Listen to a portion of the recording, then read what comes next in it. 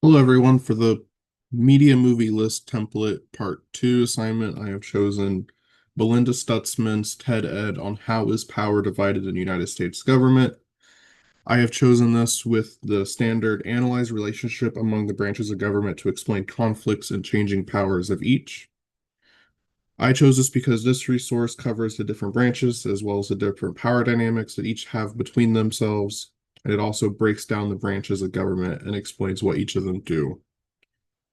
For the learning assignment that I would apply with this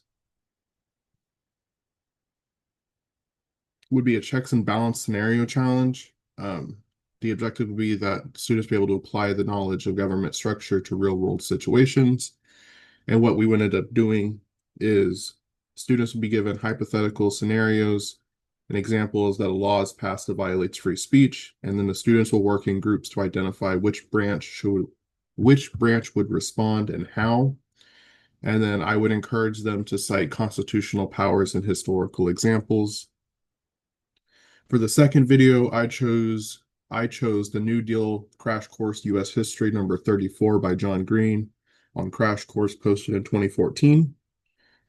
The standard is that we would determine the lasting impact of the New Deal in World War II on principles of governments, including separation of powers, checks and balances, judicial reviews, and limited government. I chose this one with the standards because this resource goes into more detail about the New Deal by breaking up uh, each of the deals into little bite-sized sections instead of one large video covering each. The learning learning objective I chose for this one is an progressive era escape room with the objective being to review key concepts in a gamified format. Students would be or Clues, puzzles based on progressive era reforms, figures, and events would be scattered around the room.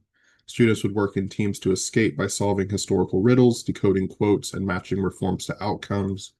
And then the final challenge that would be students would write a short reflection on the legacy of the progressive era.